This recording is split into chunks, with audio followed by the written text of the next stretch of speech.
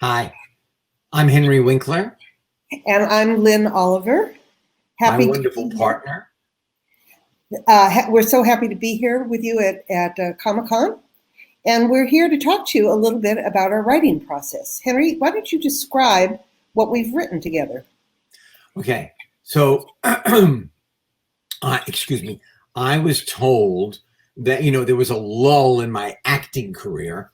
And then somebody suggested that I write a book. And I said, I can't write a book. And he said, I'm going to introduce you to Lin Oliver. She knows everything about children's literature. And there we are. And we then met for lunch, which you will see in our wonderful PowerPoint. But we wound up writing 35 novels together. So the first lesson that I learned from this partnership, aside from having these wonderful books, is that you don't know what you can accomplish until you just try. Just put one foot in front of the other and try. So here we are looking just a little bit exhausted from having written 35 books, but proud and happy. That's Henry panting. So let's take a walk back in time, shall we, Henry? And Absolutely. See how it all began. Follow us, will you, to the west side of New York. Okay, so this is Central Park. That is the west side of New York City. And I was born on the west side of New York City in one of those apartments. And when this is over, you can look in the windows and see if my stuff is still there. And even as a young fellow, because you're born with it, I had a learning challenge. I didn't know at that time it was a learning challenge, but they had to write my name on my tie. So every time having the learning challenge, I looked down, I saw the word heavy. I never actually learned to spell my name for a few years later. Oh, that's such a sad story. And I always knew, and I don't know how. I don't know how it came into my mind. I don't know how it came into my heart, but I always knew that I wanted to be an actor. And here I am at 7, playing, I think, Dopey, which I was anyway. One of my first plays. Actually, my first play was a tube of toothpaste, and I had to take off the top of the toothpaste, set it down, squeeze myself onto a toothbrush, and talk about hygiene. So while Henry was growing up on the west side of New York, I was born and raised in Burbank, California, the ever glamorous Burbank, California. That's me as a baby. And no, those are not soccer balls in my cheeks. That's actual flesh. I was a baby with a good appetite. And I put one of the iconic images of Burbank right next to me, Bob's Big Boy. Those of you at Comic-Con, I know you do a lot of collecting, and that Bob's Big Boy icon has become something of a legend here in Southern California. So if we go to the next slide, that is me wearing a very bizarre dress and a bizarre hairdo when I was about 2.5 years old. And ever since I can remember, just like Henry knew he wanted to be an actor, I wanted to be a writer. And I was a reporter. I was a cub reporter. And there I am on my tricycle, where every morning I would get dressed and ride up and down our block and knock on everyone's door and say, do you want to know what happened in my house last night? This was what happened in your house? Oh, my goodness. I would report on whether my father slept in his pajamas or just his tidy whities. I would report on why my mother wasn't speaking to my grandmother and why she thought she was a wicked thing. Every family secret was revealed. And in return, people told me their family secrets. And I learned very early on that being a writer is about learning people's secrets and revealing them. So that was me in my very first writing getup. So after that... I had short German parents who escaped Nazi Germany and came here to America. And thank the Lord, because otherwise I wouldn't be here. But my father brought with him a lumber business. He bought and sold wood. I did not want to buy and sell wood. I wanted to be an actor. But he was insistent. Every holiday, every school holiday, I had to work in the office to learn the business from the ground up. He would say to me like 7 times a day, "Why do you think I bought the business over here?" I said, "Besides being chased by the Nazis, Dad, was there a bigger reason than that?" So here is the wood that my father bought and sold and wanted me to buy and sell. The only wood I was interested in, and they said I would never get there. My grades were so low. I'm in the bottom 3% academically in America. And I thought, oh my goodness, will I ever get and work in Hollywood? So I did a movie called The Lords of Flatbush with Sly Stallone. And at the end of the filming, the very next day, I got on American Airlines and I flew to Hollywood. And one of my very first auditions was for a brand new show. And I was not able to wear leather in the beginning. I had to wear a McGregor golf jacket. Very adorable, but not cool. And they said, go to the mirror and comb your hair. And I made a deal with myself. I wasn't going to go to the mirror, comb my hair, because every actor that ever played this character went to the mirror, comb their hair.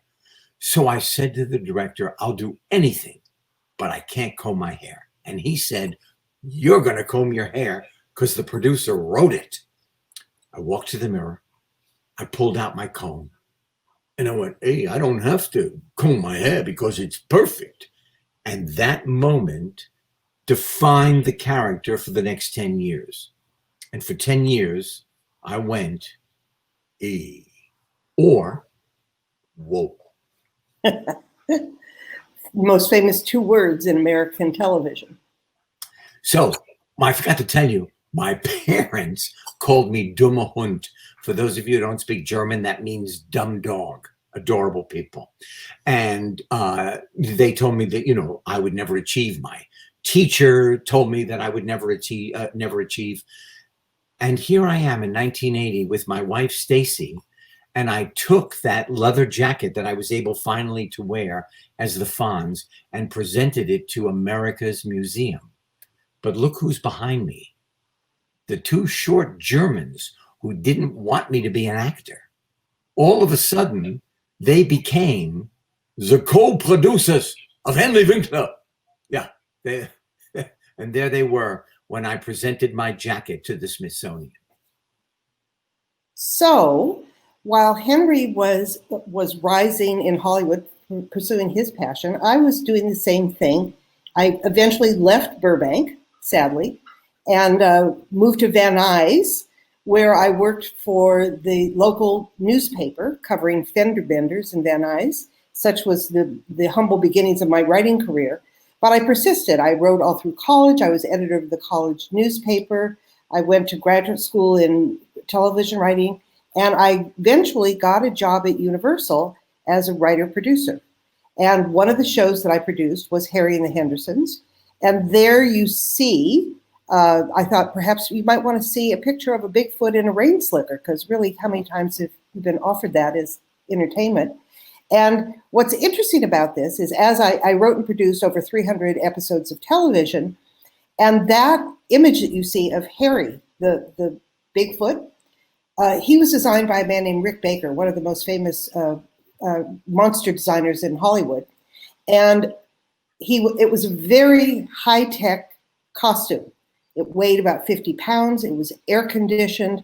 It was all hand-knotted in Scandinavia. And when the show was over, that costume went, guess where? To the Smithsonian Institute, and it lives down the hall from Henry's leather jacket as the Fonz. So but we hadn't met yet. That's right. We hadn't met yet, but our props had met. And I hope they're having a fine time there in the Smithsonian.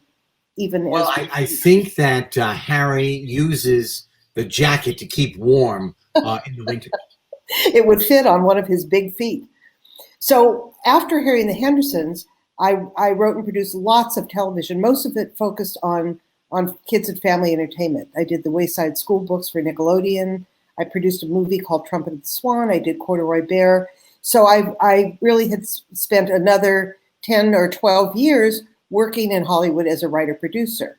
But then one fateful day, oh no, I'm sorry. First, we're going to go to Henry. There he is. Henry. Well, you know, these pictures are up there because this is another lesson. If you know what you want without a doubt, with no ambivalence, you just keep walking to your dream, and everything that you do will get you where you want to be. I was told, again, remember, I was not going to achieve. I played the one and only. I was in The Waterboy, one of 5 films I did with the great Adam Sandler. I won an Emmy 2 years ago for Barry. And here I am with my wonderful wife on Hollywood Boulevard, getting my star on Hollywood Boulevard. You know, what a wonderful life I had. And then there was a lull in my career. Who knew there was going to be a lull in my acting career? And I went to my manager at the time and I said, I don't know what to do. He said, you know, you're dyslexic. Write books for children about your learning challenge. I said, I can't do that. I believe I'm stupid. I believe I'm as stupid as everybody told me when I was growing up, because it's like imprinting a duck that follows his mom. I imprinted on, I'm dumb. He said, no, I'm going to introduce you to my good friend, Lin Oliver. She knows everything about children's literature. Lynn and I met. We had lunch. The fish was horrible, but the meeting was great. And we hatched our first series, which was Hank Zipser, the world's greatest underachiever. And you see the gray-haired woman who looks gray, her tongue was gray, her breath was gray. That was my actual teacher, Miss Adolph. I think she was related. What was so moving to me about that lunch was Henry's ability to tell his story so openly and so honestly. And so we decided to create a character who was dyslexic, but also who was smart and funny and handsome and resourceful and popular, so that we were really among the very first to write about a character who was flawed but wasn't self-pitying. He was resourceful. You know, his cup is half full. He just spills it everywhere. Right. So then we started writing seriously together. We write every day, and this is in my office. Right. We have written in your office since 2003. And Lynn sits at the computer. Thank the Lord. She knows how to do that. And types. I talk. I'm sitting in you can't see it, but I'm sitting in an armchair just on the other side of Lynn's desk. I talk, Lynn types. Then Lynn has an idea. She types. I wait. And then she reads it back to me, and we argue over every word. But while Lynn is typing, I am trying to fit my foot in the wooden panels of her office. Now, since 2003, my foot has not fit in the panels of her office, but I am tenacious. I try anyway.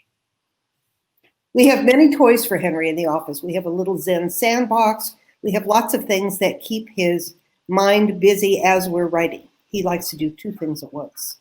So here we are in the midst, looks like we're in the midst of one of those arguments you just talked about. Yes. And then as soon as the argument is over, Lynn says to me, you know, Henry, you drive me to drink. Yeah, it's, when you're really stressed, there's nothing like a Diet Peach Snapple to take the stress level down. So then, after about 28 novels of Hank Zipser and Here's Hank, we came up with the idea of a 13-year-old alien who has to leave his planet, and the only address in the universe that he knows is the back lot of Universal Studios? This is the main character. His name is Buddy Burger. And the reason he's forced to leave his planet is the planet is suffering under a repressive government. And the first thing the government did was eliminate the arts. No movies, no television, no music, no symphony, no painting. Because as we all know, artists, and especially you people there at Comic-Con know, artists are disruptive. And so a repressive government tries to shut them down. Buddy cannot abide that. He loves story, film, drama. And on his back, he has, I think you can see it here, a sensory enhancer. All the people on his planet have that. And it's something that allows their 5 senses to experience life to the fullest. And on your 13th birthday on this planet, that sensory enhancer is deactivated. So in order to avoid this fate, he must escape with his senses intact, and he chooses to go to Earth. And the reason they know Universal City back lot is because he and his grandmother sneak movies. They have an underground cave where they watch movies. And at the end of all of those movies is the address of Universal Studios. So they program a rocket ship to take them there. And then We are at Universal. He arrives at Universal, and it's the one place on Earth where a 6-eyed, 7-fingered alien with a sensory enhancer growing out of his back would not seem at all out of the ordinary. Everybody walking around there is in costume. So people assume that he is in costume when actually that's his skin. We all have a secret. We all have secret feelings about who we are and will we be accepted. And so Buddy Burger, and he got his name because one of the very first people that he meets is the actor who's walking around Universal dressed as Frankenstein, who keeps calling this alien Buddy. Hey, what's your name, Buddy? Where are you from, Buddy? What are you doing, Buddy? And when he says, no, really, seriously, what's your name? Buddy says, Buddy, what you said. What's your last name? And Buddy looks around. He sees a hamburger stand, a hamburger for $4.95, cheeseburger. He goes, cheeseburger. Cheese is my middle name. Burger is my last name. Ergo, Buddy Burger. Buddy C. Burger. C stands for cheese. So here we are at stage 42. Now, this is the entrance, and this is what it looks like on Universal Studios for all of the sound stages where they are performing and producing television shows and movies. And so we chose stage 42. Is there a reason why we chose stage 42? Stage 42 is where we shot 72 episodes of Harry and the Hendersons. So it just so happens that life imitates art and art imitates life. So Buddy auditions for and gets a part playing, guess what, an alien on a sitcom, and they shoot it at stage 42. So now he has a double life. He has a secret life as a real alien, and he has a public life as a television star. He becomes very famous, very adored, and that causes problems because he really should never have left his planet. People are pursuing him. But in the meantime, he's loving his life here on Earth. And he learns, and Henry, maybe you can comment on this, he learns both the cost and the benefit of being famous, of being a celebrity. So many of us feel like outsiders. Me, because I couldn't spell. I still can't spell. Couldn't do math. Other people because they have a physical disability. Whatever it is, Buddy is a stranger in a strange land. How will he be accepted? How will he be with his friends that he makes on the soundstage at Universal if he reveals his secret? So we all know kind of what that feels like. And so it really is a story of inclusion. That's great. And especially for our middle grade audience, because we know what we all remember what 6th grade was like. It was probably the worst year of everyone's life. You're your hormones are starting to kick in. People are aware of who you are as a person, how popular you are, how popular you're not. And so that subtle message that we have of accepting yourself and accepting other people, no matter how different they are, and enjoying each other's differences is really at the bottom of everything we write. But the most important thing to us is that we are entertaining the kids. So laughter is the key. Both of us come from the world of comedy, and the comedy is central to any other message that we have. And particularly in these days, in this very troubled summer, where kids don't know what to make of the world, we think that bringing them laughter, entertainment, lightness, and escape is the most valuable thing that we can do with our talents. Absolutely. We think that laughter is the gateway, and also for the reluctant reader, but this is, if it doesn't make us laugh as we're writing it, doesn't go in. Absolutely true. So we do a lot of laughing because we write long books. We do. So today, we sit in your office from about 10 in the morning until 12:30, at which time I get utsy and have to go and eat a meal. But during that time, we schmooze, we talk about the world, we talk about our families, and finally we get down to writing, and all of a sudden there's a book. And I have to say, I never get over that when we're done, there is a book. It is amazing to me that I'm part of this writing team. Amazing. And I'm not kidding. I'm going to reveal a secret about you to all the thousands of people who are watching us. When we're done with the book. Wait a minute, there are people watching this? So they say. I don't know. I think I'm just talking to you here from my dining room. But when we're done with the book, Henry actually picks up the book when we get the first edition and rubs it all over himself. Embraces it, gives it little kisses. And yeah, there it is. There it is. All right. You all have seen something that no one did. All right, stop. I'm not kidding. I have to say, I know you're not supposed to be proud or talk about your pride and everything. I am proud. I'm proud of us, and I'm proud of this.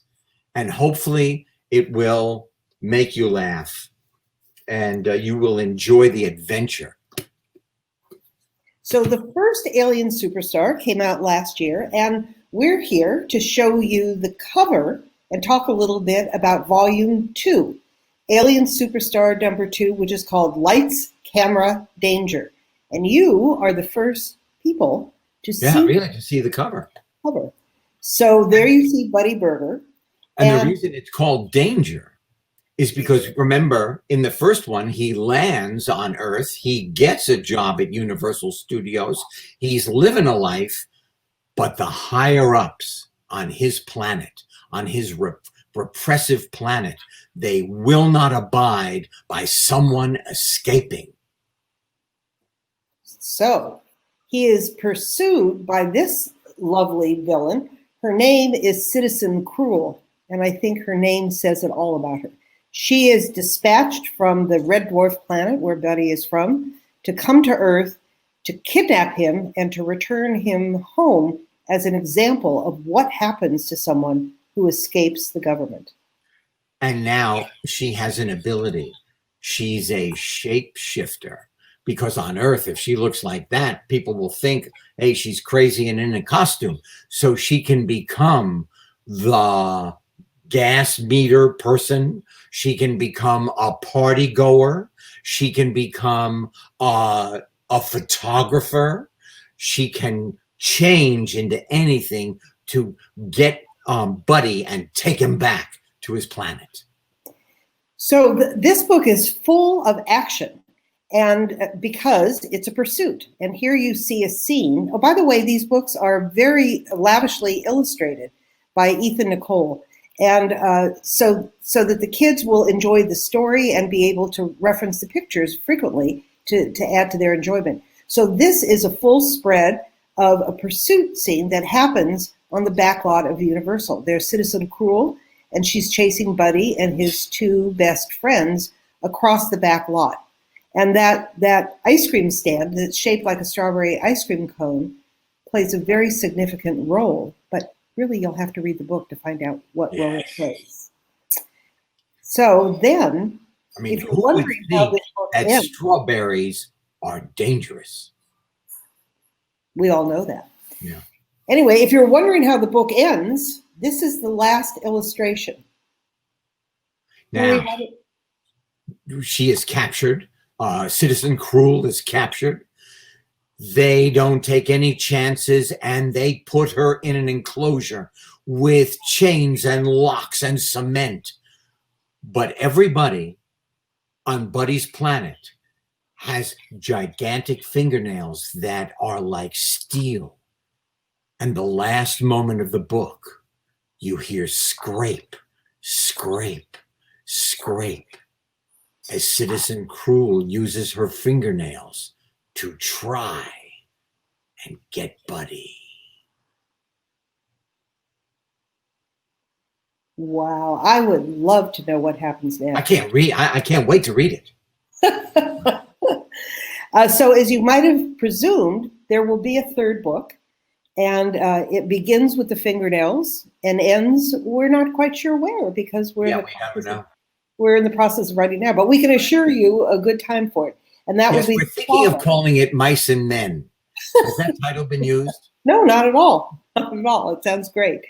So what we've brought you today is our enthusiasm about Alien Superstar, which we think is just a great new character. And we hope that it will continue to be embraced.